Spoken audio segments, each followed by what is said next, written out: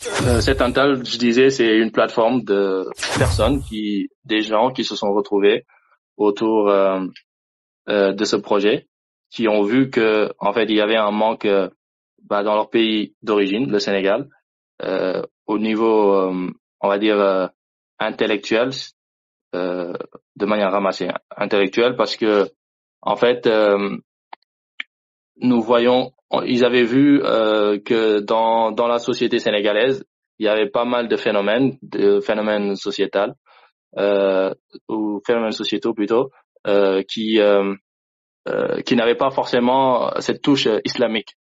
Et donc eux, de manière décomplexée, qui suivent le Coran et la Sunna, ont dit qu'il fallait, ou bien ont vu qu'il fallait apporter leur pierre à l'édifice en donnant leur avis, parce que finalement, ce sont des gens qui ont étudié dans les mêmes écoles que tout le monde, qui ont fait des études comme tout le monde dans différents domaines, et qui, pour le coup, euh, travaillent dans ces domaines poussés et qui, voyaient la nécessité de donner aussi leur position par rapport à l'islam, par rapport à la société qu'ils voudraient voir émerger. Donc brièvement, c'est ça la présentation de cet attel. On a à notre actif pas mal d'articles. Nous vous renvoyons donc à notre site Inch'Allah plus pour plus de détails. Et donc je disais que aujourd'hui ce qui nous réunissait, c'était un livre que notre hôte a écrit. Avant de parler du livre, bien sûr parler de l'auteur. Brièvement, si je devais le présenter, c'est un imam, mais pas que. Il est aussi diplômé en langue appliquée étrangère. Il a un master dessus. Il a aussi un diplôme en histoire, spécialisé en histoire du Maghreb. Il est aussi doctorant en usul al-fiqh, qui pourrait être traduit grossièrement par le droit musulman. Voilà, grosso modo, notre invité. Donc, il a écrit un livre qu'il a intitulé La secte des Layènes. C'est ce livre, Inch'Allah, qu'on va prendre le temps de décortiquer ensemble, biiznillah. Et donc, Imam, on vous laisse déjà saluer, Inch'Allah, saluer les frères. Et en même temps, si jamais dans la présentation il y a quelque chose qui manque, que vous puissiez rajouter, et comme ça on va passer directement au livre en question, et je vais laisser après la parole à Malik. Barakallahu fikum. Je pense que la présentation a été suffisante. Donc j'ai rien à rajouter là-dessus. Barakallahu fik. Inch'Allah, je pense que je peux passer la parole à Malik et je vous écoute. Hayakum là, je salue tout le monde et j'espère que ça je serai à la hauteur de cette interview, Inch'Allah. Barakallahu fikum. Donc, Malik, Inch'Allah, je te laisse donc commencer l'échange avec notre imam. Assalamu alaikum wa rahmatullah wa barakatuh à tout le monde. Et évidemment, bienvenue également à l'imam et alhamdulillah, qu'Allah nous permette à chaque fois d'avoir justement des gens comme justement la présentation de l'imam nous le montre, certainement équipés pour pouvoir en réalité nous rappeler certaines choses en islam, mais pas que, puisque également il y a là-dedans, dans le titre même, évidemment quelque chose également à voir avec la littérature, et comme on le dit, c'est une soirée littéraire. Bien entendu, la présentation après qu'elle a déjà été faite, imam, nous serons certainement intéressés, en tout cas pour cette première question, à vous demander en fait qu'est-ce qui vous a poussé à écrire, n'est-ce pas, sur les Layènes, sachant qu'il y a beaucoup de confréries au Sénégal. Donc, notre question elle est celle-ci. Pourquoi spécifiquement écrire sur les Layènes alors qu'on pouvait peut-être s'attendre à ce que vous écriviez, n'est-ce pas, sur toutes les confréries qui sont aujourd'hui en fait au Sénégal. Donc, en quelque sorte, c'est ça notre première question, Imam. Donc, je disais juste que si j'avais à reformuler la question, je dirais pourquoi j'ai commencé la haine, car c'est un début. Comme vous le savez, pour certains frères, peut-être qui me suivent, le savent, depuis que je suis sur les réseaux sociaux, mes travaux portent surtout sur des recherches concernant les différents groupes religieux qui existent au Sénégal. Donc j'ai fait pas mal de productions sonores concernant ces groupes religieux, les Layènes, les Mourides, les Tijanes, les Rawafid et aussi certains prédicateurs qui propagent ces idéologies. Donc à un moment donné, je me suis dit, il faut le mettre à l'écrit, même si aussi beaucoup de frères m'ont déjà sollicité dans ce sens, de mettre en écrit certaines recherches que j'ai fait, et d'autres frères aussi m'ont consulté. Comme en fait, vous avez discuté avec certains frères, comme vous avez eu l'idée, le projet de cet attal, qu'Allah SWT vous assiste et vous donne la bénédiction pour ce nouveau projet. Pareil des frères, j'ai discuté avec des frères, dit, faudra commencer à mettre en écrit des réflexions concernant les groupes religieux. Donc moi, j'avais déjà ce projet en tête, j'avais déjà commencé à écrire, même si je me focalisais pas trop sur ça, j'avais d'autres activités. Et là, je me suis dit, il faut que, là, je m'y mets à fond. Donc, j'ai décidé de commencer, et puisque l'une des dernières recherches ou les dernières productions sonores que j'ai fait concernaient les Layènes, et j'ai vu qu'aussi ça avait un impact, ça les avait touchés jusqu'à ils ont porté plainte. Au Sénégal, les frères ont été emprisonnés. Là, je me suis dit, là, il faut le mettre à l'écrit, car lorsqu'il s'agit de production sonore, c'est facile des fois de parler de diffamation, de parler d'insultes, quand les gens ne prennent même pas le temps d'écouter. Je dis, c'est beaucoup plus sérieux des fois, soit l'écrit. Donc je me suis dit, il faut que je commence. Donc j'ai commencé avec les Layènes, vraiment parce que bon, c'était les recherches qui étaient plus récentes. Aussi, je commence avec les Layènes parce que j'avais pour but de faire un truc conçu concernant les Layènes, pas quelque chose de très élargi, car pour les autres sectes, même j'ai commencé un autre livre, j'ai même fini. Là, je suis en train juste de le relire concernant les coranisates. Donc j'ai commencé ce qu'ils ont appelé le coranisme. Alors j'ai fini, j'ai tenté de relire le livre et de mettre les sources et autres. Donc mon but c'est de parler, de mettre en écrit les productions sonores que j'ai déjà effectuées, de les sortir en écrit. Et donc j'ai commencé avec les Layènes parce que c'était le reste les plus récentes, et puis ce serait conscient aussi, j'ai dit en faire. Je commence par les groupes qui sont pas des groupes musulmans. Donc je commence avec les Layènes puis les coranistes, puis je vais le troisième livre sera sur le mouridisme, qui sera beaucoup plus étalé, beaucoup plus large, car il y a beaucoup plus de documentation chez les mourides que chez les Layènes. Et après, on sera sur les Tijanes. Je finis avec les Tijanes. Je finirai pas avec les Tijanes, mais en tout cas, le quatrième que je voulais faire, c'est avec les Tijanes. Sachant que les mourides et les Tijanes, je voulais alterner, que ce soit en arabe, ainsi en français. Car chez les Layènes, je l'ai fait qu'en français. Je me suis dit, parce que la plupart des Layènes, ou ceux qui sont visés, ne sont que des francophones. J'en vois pas beaucoup d'arabophones. Pareil aussi pour les coranisates, mais pour les mourides et les Tijanes, il faudra faire un double travail. Ce sera pas une traduction, mais un double travail, faire une production en arabe et aussi en même temps en français. Donc ça va prendre beaucoup de temps. Donc j'ai décidé de finir avec voilà, je pense que j'ai fait le tour de la question. Allahu a'lam. Très bien. Votre réponse me permet de rebondir et de vous poser une autre question par rapport à la forme du livre, parce que votre livre quand même ne fait qu'une soixantaine de pages, à peu près 75-76 pages. Et vous l'avez dit tout à l'heure, vous parlez de concision. Donc, est-ce que c'est quand même, on peut considérer ça comme un travail sérieux, sachant que on parle quand même d'une secte qui a plus de 100 ans d'histoire et qui a à son actif certainement beaucoup d'écrits. Comment ça se fait que vous n'ayez qu'une soixantaine de pages finalement dans votre livre? Parce que je trouve que c'est assez déjà, parce qu'en fait, déjà, dire qu'ils ont à l'actif assez de livres, je suis convaincu que ça. Franchement, c'est une secte, c'est un groupe religieux qui est assez pauvre en littérature. Ils n'ont pas beaucoup produit. Et aussi, le livre, le but, c'était ça. Le but, c'était de faire un livre très concis, que les gens vont pouvoir lire, rapidement. Et aussi de ne ramener, de me baser que sur des références qui sont des références mères, c'est-à-dire de base qui sont des références oculaires. Il n'y en a que deux. Si tu fais le tour de la bibliographie, si on peut l'appeler comme ça, de la secte Layène, mais très vite. Les références mères, il y en a que 3. Tous les livres que je fais, il y a soit le livre de Matarlo, Joie des amis, les 6 sermons de l'imam, le fondateur, et les 2 sermons d'Issa. Après le reste, c'est que de la littérature, c'est des gens qui ont écrit, ça tourne autour de ça. Il n'y a rien de nouveau. En fait, Matarlo, il a fait le tour de la vie de l'imam. Il n'y a rien à rajouter, parce que l'imam, c'est quelqu'un, c'est un illettré, il n'a rien écrit. Donc il avait que des discours par-ci, par-là.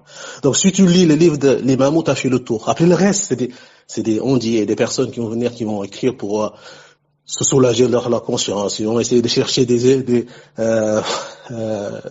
arguments ici par là, mais il n'y a rien qui tourne. Tout tourne autour de ce que Matarlo a dit. Les sermons de Issa, les 2 sermons d'Issa et les sermons de l'imam. C'est pourquoi le livre tourne autour de ces soirs. Je l'ai bien précisé, c'est un but. Il y a beaucoup de choses des fois qui se disent, je vais pas vous les ramener parce qu'il n'y aurait même pas de source. Et ceux qui ont écrit après, ça remonte vers ça. Ça remonte dans les sermons de l'imam. C'est pas des thèmes oculaires. Donc tout ce qu'ils ont, c'est ce que dit, ce qui a été dit par l'imam dans ces sermons, pour ce que Matarlo a bien voulu écrire dans son livre, et les 2 sermons d'Israël. Donc je pense que c'est assez. Donc, et le fait que ce soit une page, c'est déjà beaucoup quand même. C'est un livre de poche, ça a été beaucoup plus. Mais je pense que le but, c'était pas de faire long et de mettre, j'aurais pu mettre des discours qui ont été faits, mais ça ne concerne pas forcément les membres. Et le but du livre, la problématique, c'était pour que les Sénégalais puissent savoir qu'en fait, que l'imam, c'est bien lui qui sait, parce que le livre visait 2 personnes. C'est visait l'Aïen, lui qui est convaincu que l'imam, c'est un prophète. Il a ce double statut d'être prophète et Mahdi, et même cette triple prétention d'être en même temps le prophète Mohammed sallallahu alayhi wa sallam, donc de montrer dans ses dires, dans les dires, de ne pas sortir des dires de l'imam, que les dires de l'imam prouvent que c'est un fabulateur. Et de l'autre côté, que les Sénégalais qui doutent qu'une personne puisse avoir cette prétention-là, exister au Sénégal, que donc je puisse leur donner quelque chose de suffisant qui montre que c'est vraiment l'imam, que le but c'était de faire sortir de la bouche de l'imam, d'un disciple qui est très proche de lui, et de son fils, que l'imam est vraiment un prophète, et refuter d'une manière générale ces 3 prétentions-là. C'était ça le but du livre, et je pense que ça a été... c'est un livre, je n'aurai pas la prétention de dire que ça a été réussi, ou en tout cas, ce qui était voulu, pour moi, ça a été, je l'ai fait. Ça reste maintenant la création des autres, et que ça suffit. Est-ce que on sort de ça en disant, oui, donc l'imam qui l'a dit. Mais si quelqu'un sort de ce livre en disant 2 choses, oui, l'imam a prétendu être un prophète, oui, il a prétendu être le prophète Mohammed sallallahu alayhi wa sallam, il a prétendu être un Mahdi, en même temps qu'il sort, qu'il voit des textes coraniques et les hadiths prophètes qui montrent que toutes ces 3 prétentions-là sont faux, et aussi la réflexion qui est dans le livre pour montrer les contradictions de l'imam, qu'un prophète ne pouvait pas dire ou agir de telle manière. Pour moi, ça aurait été réussi. Wallahu alam. C'est aussi des fois c'est un but. Je dis, comme dit le frère dans mes recherches, lorsqu'on fait des recherches, c'est un début. C'est-à-dire, on donne l'opportunité de mettre dans les autres. C'est-à-dire, on ouvre des portes, et d'autres personnes peuvent aller viser autre chose. C'est-à-dire qu'une personne peut viser, par exemple, dans les optiques, une personne, moi-même, je peux revenir maintenant, je vais viser tous les arguments que les novices de la secte ont ramenés pour essayer de justifier l'imam. Ça, c'était pas le but. Le but, vraiment, c'était juste de montrer qu'il a bien dit, et de montrer, selon ses dires, et ce qui a été rapporté, ces dires, on l'a eu à part les sermons, on n'en a que ce que Mato l'a rapporté, et donc je me suis fait ça, mais ça peut être, c'est un début qui peut être maintenant approfondi. D'autres personnes peuvent viser d'autres choses, approfondir et écrire. Mais le fait que ce soit 100 ans ou 200, c'est pas ça le plus important. Le plus important, c'est ce qu'ils ont produit. Et la production littéraire laïenne est vraiment, vraiment très, très, très pauvre. Wallahu alam. Donc, si on comprend bien, c'est dû à la pauvreté un peu de leur production que vous n'avez pas forcément étalé sur le sujet. Très bien. Avant que je donne la parole à Malik pour la prochaine question, je voulais juste rebondir quand vous parliez de leurs écrits. Il y a le livre Jawab al-Sa'il. Jawab al-Sa'il, enfin le livre. Ça semble être un épître.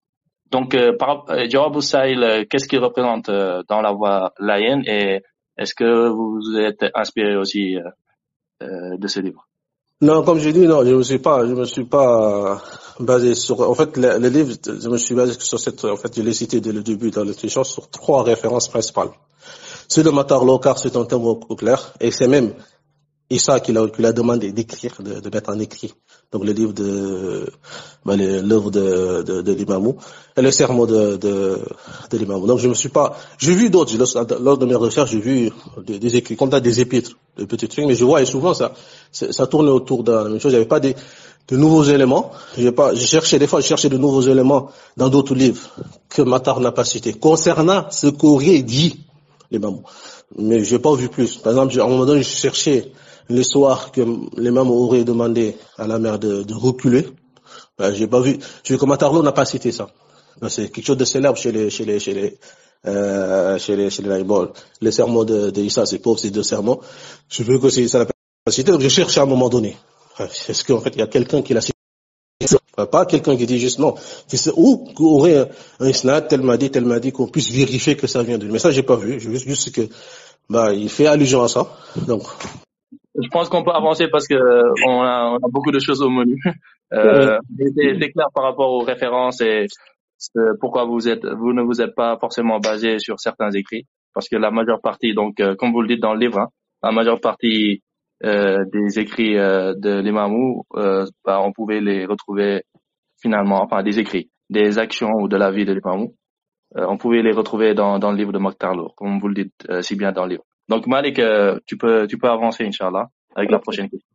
Ok, barakallah fik, Ahmed. Alors, Imam, normalement, quand on lit le livre véritablement, dès le début, voilà ce que vous dites. C'est-à-dire, dès le début du livre, vous parlez en fait du verset où Allah subhanahu wa ta'ala ordonne, n'est-ce pas, l'unité entre les croyants. Donc, nous, on a pensé en fait à vous poser la question, n'est-ce pas contradictoire de votre part, justement, de parler d'unicité, sachant que le livre s'en prend justement aux croyances d'un groupe, et donc qui n'a quasiment rien demandé. Nous avons justement envie de le dire. Mais votre livre, évidemment, pour nous, peut-être, ou sinon, soyons dans les questions, votre livre ne constitue pas, en fait, lui-même, là, une entrave à cette unité que Allah subhanahu wa ta'ala ordonne, évidemment, dans un verset que vous citiez.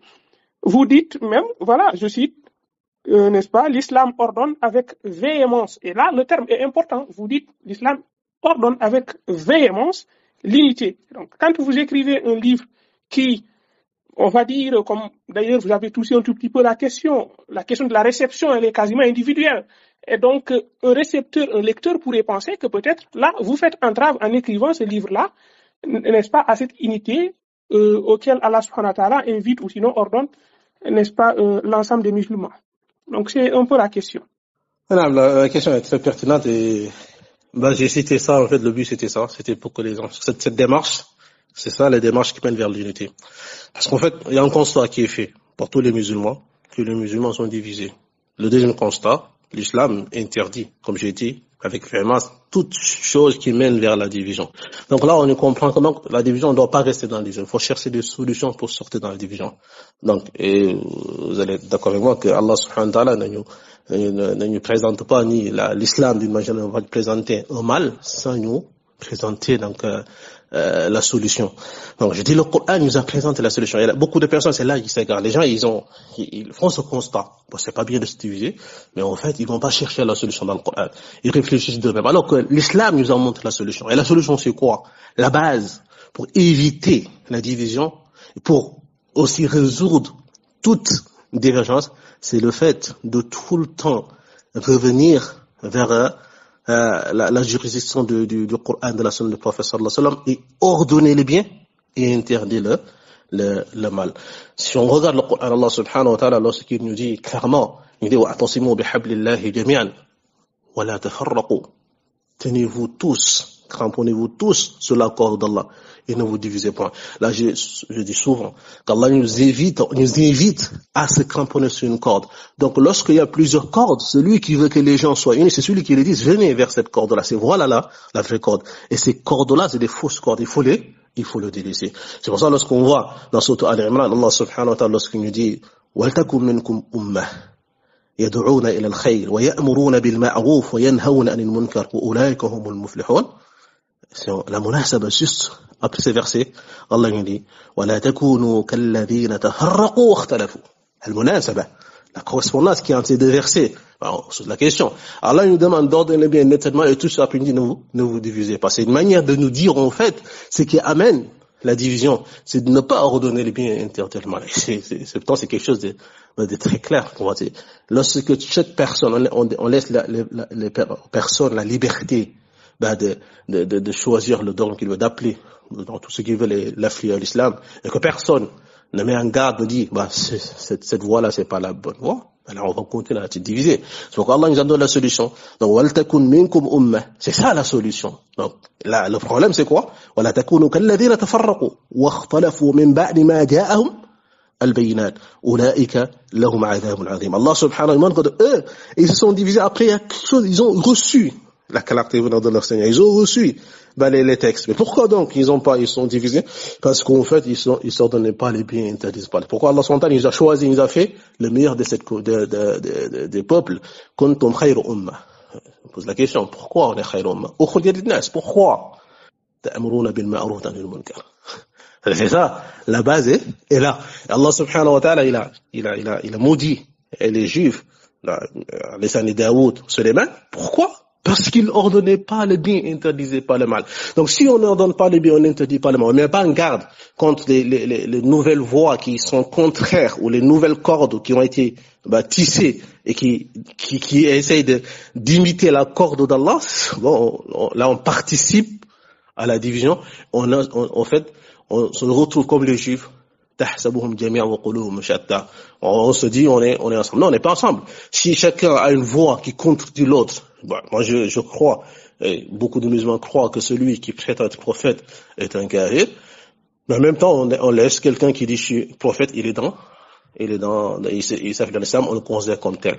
Il y a un problème qui se pose là. Et là on devient comme les Yahoud. Le fait que donc ils vont pas s'interdire le mal, ils vont pas ordonner le bien, interdire le mal. Et voilà, donc Allah subhanahu wa ta'ala, ce qui va se passer en fait, dans l'apparence on est ensemble, mais nos corps sont divisés. Allah subhanahu wa ta'ala n'aime pas ceci. Donc c'est pour ça que j'ai précisé. En fait, c'est une manière de dire cette réfutation. Ce livre-là, il est dans ce sillage, il est dans cette démarche de ruiner les musulmans. Les ruiner, pour qu'ils sachent c'est quoi la corde d'Allah, la corde sur laquelle on doit tous tenir, qui est dans le Coran et la sunna du prophète sallallahu alayhi wa sallam. Donc non, au contraire, ce livre-là, c'est un livre qui mène vers l'unité des musulmans. Pourquoi même le prophète sallallahu alayhi wa sallam, lors de son dernier discours, lorsque les compagnons, ils ont su par le discours qu'il a fait que c'est un discours d'adieu, lorsqu'ils ont demandé, le hadith d'Irbad, lorsqu'ils ont demandé, sinon, le prophète nous a annoncé qu'il y aura des divergences, mais ils ont montré que ces divergences-là, pour s'en écarter, c'est alaykum bi sunnati, alaykum. Ils ont montré déjà la chose qu'il faut s'en écarter. Iyyakum muhdathatil umur. Ils ont mis en garde. Alaykum bi sunnati wa sunnati khafidi, c'est les deux choses. Al-amru bil ma'ruf wa nahy anil munkar. Il faut que les gens sachent que ça n'en fait pas partie, et savoir qu'est-ce qui en fait partie, et aller suivre ce qui en fait partie. Et ça, on peut l'obtenir que dans cette manière où, dans la démarche d'ordonner toujours le bien et d'interdire le mal. Allahu a'lam. Très bien. Alors, je voulais en effet rebondir un tout petit peu, parce qu'en effet quand on repart un tout petit peu derrière, on a compris tout à l'heure quand vous expliquiez ce qui vous a poussé justement à produire en fait ce livre-là, et donc en tout cas à écrire, puisque vous disiez avoir fait également des travaux, mais de façon on va dire en audio.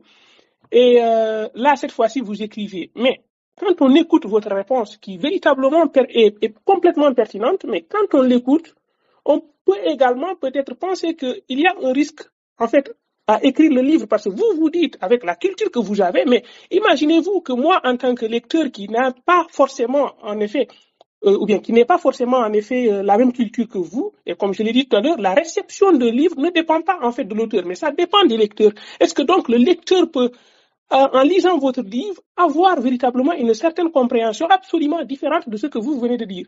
Et à partir de ce moment-là, est-ce que écrire un tel livre n'est pas également risqué? Plus risqué, risqué dans quel sens? En fait, c'est risqué, oui, il y a risqué dans le sens, quand je dis risqué, c'est en fait dans le sens peut-être des gens qui n'ont pas forcément la même culture que vous, c'est-à-dire la culture que vous avez du Coran, de comprendre que vous avez produit le livre dans quel but. Parce que comme je l'ai dit, on ne peut pas véritablement imposer à un lecteur une façon de comprendre un livre. Chaque lecteur comprend comme il le veut. Ah non, vous avez raison. Bon, comme ils disent là, l'adage pas populaire famille, on peut pas faire des œufs sans casser des, on peut pas faire des omelettes sans casser des œufs, en fait. Et l'islam, en fait, c'est qu'une demande. L'islam, c'est pas le fait que les gens ne soient pas frustrés. Non, même le prophète sallallahu alayhi wa sallam, en fait, c'est que l'islam, c'est qu'une demande. C'est en fait d'ordonner le bien et d'interdire le mal. Même si ce bien-là qu'on ordonne, forcément, ça sera pas suivi.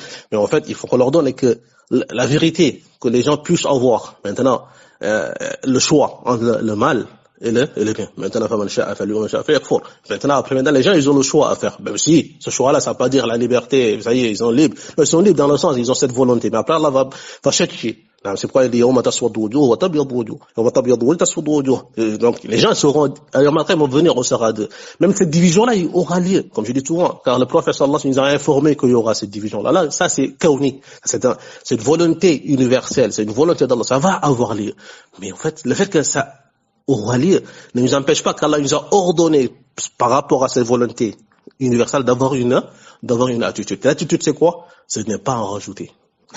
Et c'est quoi? C'est le fait donc d'avoir une position qui fait qu'en tout cas moi je n'étais pas la cause et je ne vais pas en rajouter. Maintenant oui, il y aura toujours des gens qui vont refuser, il y aura toujours des gens qui vont penser que cette démarche-là sera la démarche qui va diviser les gens, mais c'est pas ça là la réalité. Donc nous, notre devoir, c'est de faire exactement ce que l'islam nous dit de faire pour arriver à l'unité. Est-ce qu'on va réussir? Non, probablement pas. Non, parce que c'est que tout le monde, tout laisse à savoir que bon, c'est pas. Je savais qu'en écrivant ce livre-là, je vais pas écrire après ça y est, comme par magie, tout de la haine ou beaucoup de milliers de la haine vont se convertir. Je savais ça.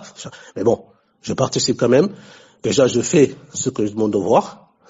Il y a qamatul hujja sur eux.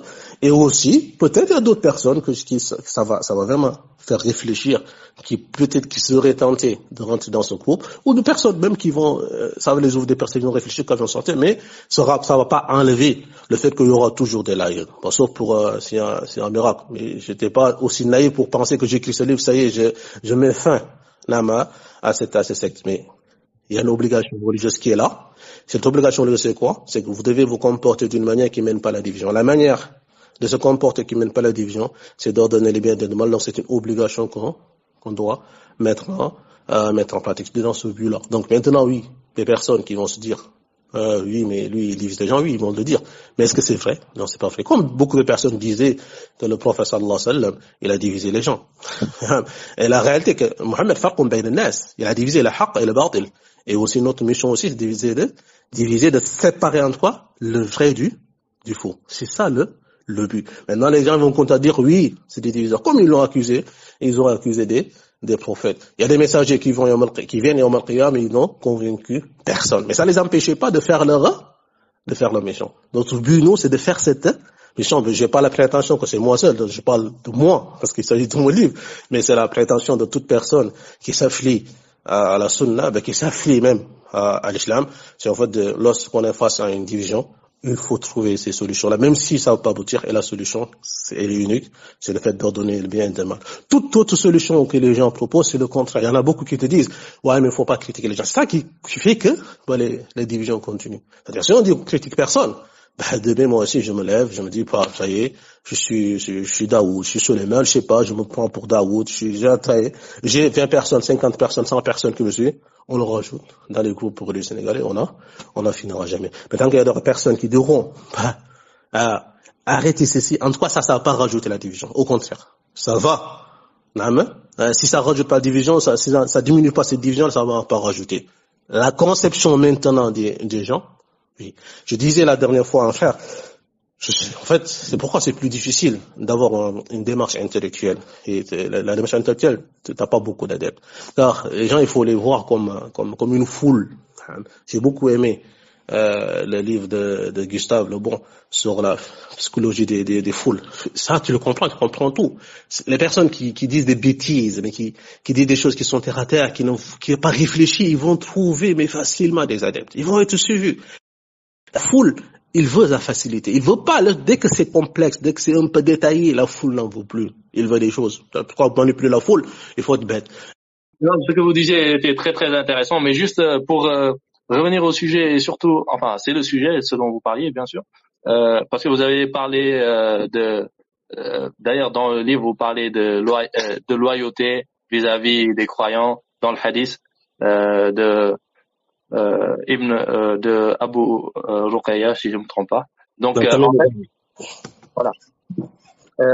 En fait, pour qu'on sache exactement de quoi nous parlons, est-ce que vous pourriez nous faire une présentation, mais vraiment brève, de qui sont les Layènes et pourquoi justement vous avez pensé que eux, ils ont dévié de cette voie droite qui fait que vous avez senti le besoin d'écrire sur eux pour être un bon conseiller vis-à-vis d'eux, mais vis-à-vis aussi de tous les musulmans finalement. Voilà, une présentation succincte de qui c'est pour que nous puissions savoir un peu c'est quoi le problème. Non, mais les Layènes, comme on fait dans le livre, c'est des Sénégalais, la plupart. C'est pas un groupe qui a beaucoup voyagé. Moi, je veux dire, beaucoup voyagé, je veux dire, il y a pas des adeptes étrangers. Ça reste un groupe local. C'est un groupe sénégalais, qui croit à un homme qui a pu avoir perdu, sa mère, enfermée dans une chambre pendant 3 jours. Sort de sa chambre et dit la même parole qu'avait cité certains djinns, les djinns qui étaient venus voir le prophète sallallahu alayhi wa sallam, Ajibu da'i Allah. Il avait 40 ans, il sort de sa retraite, c'était pas une retraite spirituelle, mais c'est vraiment, il est rentré parce qu'il était triste, parce qu'il pleurait sa mère. Donc, submergé par cette amertume, il sortit de sa chambre, de sa réclusion, il sort, il commence à dire des paroles qui, en tout cas, a appelé à dire aux gens que lui, il est la réincarnation du prophète Mohammed sallallahu alayhi wa sallam. Il est prophète, il est en même temps Mahdi. Donc il est venu pour réformer l'islam et un certain nombre de personnes l'ont suivi. La personne, on ne va pas le représenter la personne. Si on veut plus de détails, c'est le but du livre, c'est ça. Mais les bons, on connaît la relation séculaire. Ça, je détaille pas, mais j'ai juste indiqué, des fois, comme ils disent les Arabes, al-ishara, takfir al-labib. Des fois, il faut juste indiquer qu'ils ont une relation séculaire avec les djinns, avec les groupes, les arabes, comme ils disent. Et donc, il fait partie de cette ethnie ou de Wolof, du Lébou. Puisqu'on est dans une soirée littéraire, donc j'en profite en parlant les Lébous, c'est des Wolofs, c'est ça qui est la vérité, c'est ça. C'est pas des Sérères, c'est des Wolofs, les Lébous. Donc voilà, il a commencé son appel, et au fur et à mesure des années qui passent, il a de plus en plus d'adeptes, même si sénégalais, mais quand même, ils sont nombreux, on peut les estimer à des milliers quand même de personnes qui croient, que au Sénégal, on a eu un prophète, noir, qui a été renvoyé pour la communauté noire, comme le prophète sallallahu alayhi wa sallam a été renvoyé pour les Arabes, une autre hérésie qu'on aura peut-être l'occasion d'aborder dans l'intérieur. Dans le livre, j'ai cité principalement 3. Je l'ai dit au début, je me suis basé sur 3 principales sources. Les sermons de l'imam, les 6 sermons. Là, il ne faut pas l'oublier, je me suis basé sur ces 6 sermons de l'imam. Je me suis basé sur les livres de joie, des joies. En fait, la joie des Matarlo, en fait, j'ai pas besoin de chercher ailleurs, parce qu'en fait, je ne peux pas chercher ailleurs de citer. Parce qu'un travail de recherche ne fait pas sortir ce que la recherche que j'ai fait. Le travail qui est produit ne fait pas sortir même pas un tiers ou un quart de recherche que tu as fait. Tu fais un choix. Lorsqu'on fait un travail de recherche, après tu fais le tri. Ce que tu vas mettre dans le livre et ce que tu vas pas mettre. Lorsque je veux parler des miracles de l'imam, j'ai le livre de Matarlo. Et le livre de Matarlo est plus pertinent que d'autres livres pour parler des miracles de l'imam. Car lui, c'est un témoin encore oculaire. En plus, là, cette légitimité, c'est le fils même, le khalife, le successeur de l'imam qui l'a demandé d'écrire ce livre. Donc, on peut pas sortir, je peux pas trouver mieux que Matarlo. Lorsque je veux parler des prédictions de l'imam, je peux pas trouver ailleurs meilleur que l'imam. J'ai appris à la fac, lorsqu'on devait écrire les mémoires, que les professeurs disaient, en fait, il y a toujours les sources, et ça, je crois que vous savez mieux que moi, il y a les sources qui sont les sources, les références de base, et les références secondaires. Dans un travail universitaire, le plus important, c'est les références de base. En fait, on va pas amener des références secondaires alors que t'as pas ramené les références mères. Donc là, la seule référence mère que je connais, bon, de tous mes recherches, et je pense qu'il y en a pas d'autres, témoin oculaire, en fait, qui a vécu avec l'imam, et ça a été écrit en arabe. En plus, ça a été traduit en français en même temps. Ça me facilite le travail de ne pas faire ce double travail, d'aller chercher la source en arabe et aussi le traduire, c'est un double travail. Donc, Matarlo m'a permis, déjà, je suis crédible dans le sens aucun laïen ne peut remettre en cause Matarlo. C'est-à-dire que quelqu'un d'autre, on peut le remettre en cause, dire c'est lui qui le dit, mais personne ne peut me remettre en cause que Matarlo c'était un élève, un disciple, mais très proche de l'imam. En même temps, son livre est crédible quand on l'a demandé. Par exemple, si je devais parler du Tijani, lorsque je parle de Tariqa Tijaniya, tu peux pas sortir des deux livres, Al-Jami' et Jawahir al-Ma'ani. Tous les savants qui ont écrit les livres sur les Tijaniya, il y a beaucoup de choses qui ont été écrites sur le Tijanisme, mais la référence c'est Jawahir al-Ma'ani. Parce que c'est un témoin oculaire. Parce que ce livre-là, ça engage Ahmed Tijani. Al-Jami' même, le Jami' ne cite même pas le Jami'. Et pourtant, c'est les deux livres. Les deux, ils ont ce témoin oculaire. Mais c'est Jawahir al-Ma'ani. Tous les savants que j'ai écrits, ça base sur Jawahir al-Ma'ani. Des fois, ils peuvent ramener Cheikh Taqi Hilali, Al-Rimah, même Rimah, tu peux remettre en cause. C'est-à-dire, moi, je peux être Tijane et ne pas être forcément, être concis ou me référer ou prendre comme biblique ce que me dit Omar Fouti.